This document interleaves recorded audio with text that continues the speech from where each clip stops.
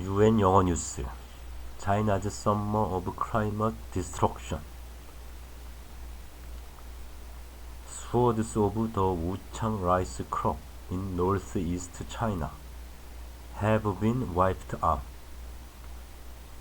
China's summer this year has seen both extreme heat and devastating floods, and the flooding this time around has struck areas where such weather has been unheard of, with scientists blaming climate change, warning that the worst is yet to come. I've never seen a flood here in my whole life, says 38-year-old Zhang Junhua, standing next to a vast patch of rice, now completely useless. We just didn't expect it. His family and friends are safe, he says, because they were given plenty of warning to get to higher ground.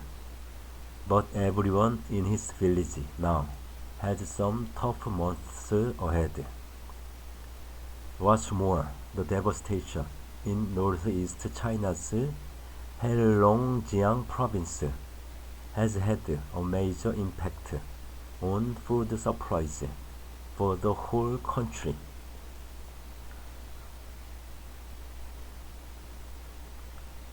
This month, 40% of the area's famous Wuchang rice crop has been wiped out, visibly flattened by the volume and speed of the water.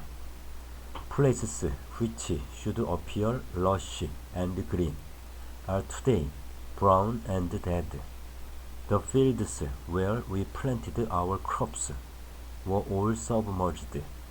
We can't plant again this year, says another farmer, Zhao Lijua, as she smiles and tries to be philosophical about the impact on her community. The losses are incalculable. We have tens of thousands of acres of rice fields here, the 56-year-old says, adding, when I saw the water come here, I cried.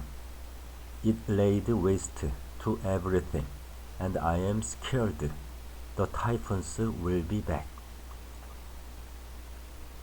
At least 81 people have been killed in the recent floods, including some trying to rescue others.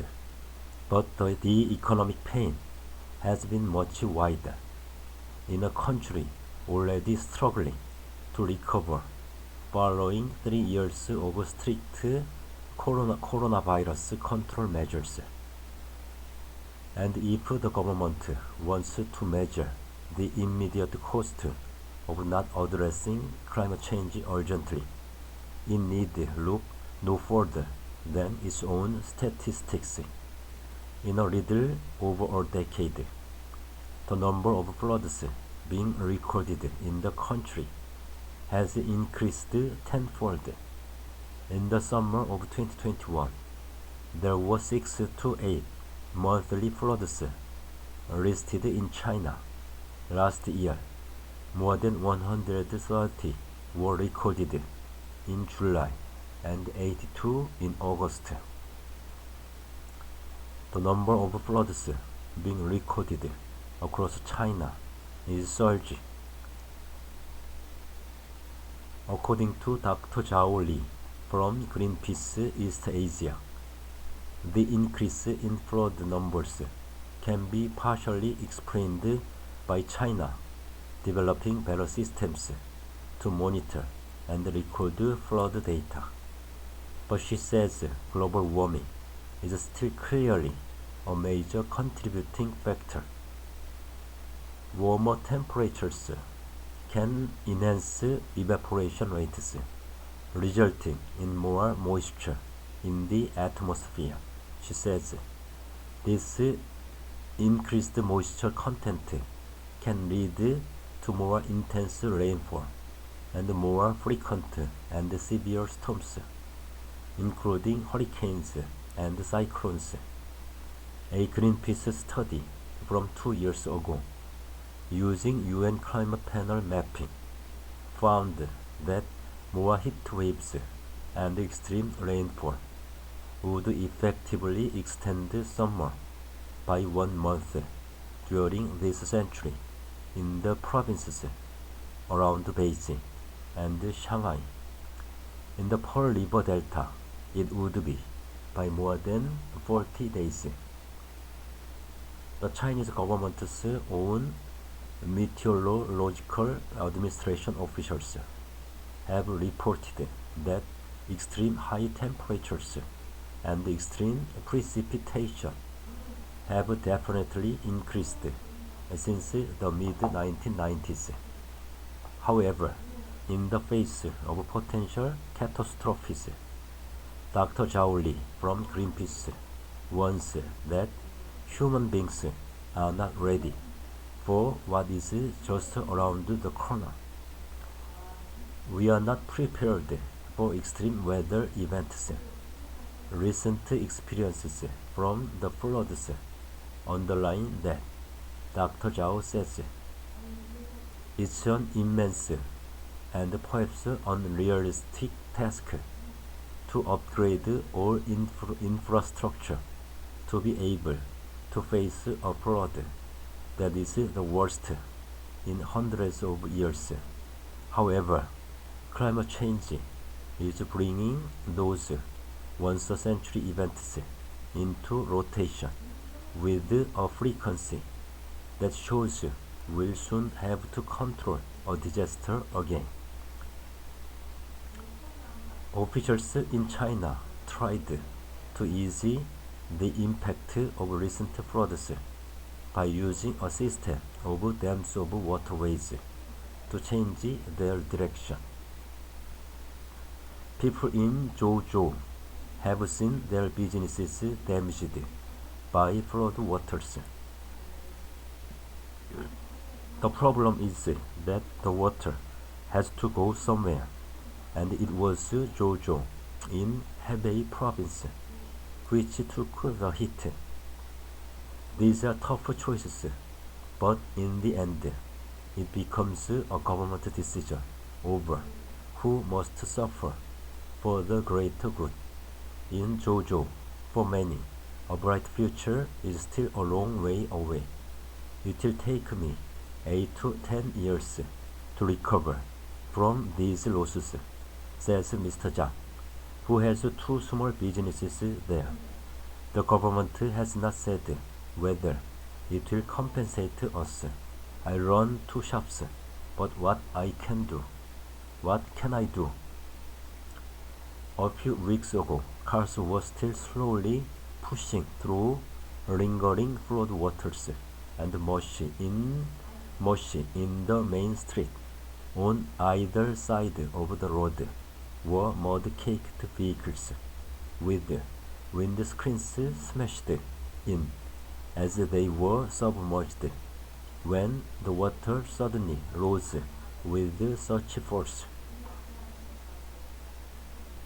A brown line revealed what was the high water mark, with all manner of first-floor items swallowed up and sped out into the street as the flood spread the carnage. We suffered big losses. Trucks and other vehicles, our goods, furniture, everything we own was wrecked, says Mrs. Han, who operates a warehouse for deliveries with her husband. He indicates how even the goods stored high on racks, well above 3 meters, were ruined. Then his wife opens the door to their nearby home. A thick layer of mud cakes everything. Every day we keep trying to clear more mud out, she says. I can't describe how I felt when I saw this. It's as if our life's work is over. The cleanup in JoJo continues. Climate scientists are the first to acknowledge that you can't view any extreme weather experience in isolation. In June, northern China was baking, with week after week of temperatures soaring above 40°C, and then a month's worth of rain bucketed down in 24 hours. These weather events do happen without climate change, says Prof. Cascade Tuolsky. The mechanisms driving individual events or compound events like heat waves and floods impacting China this summer are complex, but climate change is making extreme events more common and more intense. The professor, a geographer at Montana State University, adds that climate change-driven weather extremes are a huge problem for China because of its dense population and as a major global economy. He also says that every ton of CO2 that remains in the ground means fewer people in China will be harmed in the future, whether because of droughts or sudden floods. Extreme weather is again drawing attention to the impact of climate change on China, with serious questions being asked about whether or not the measures in place to fight it are currently ambitious enough to rein in the destructive force of these potentially catastrophic events. But this is a global challenge that cannot be fixed in any one country alone.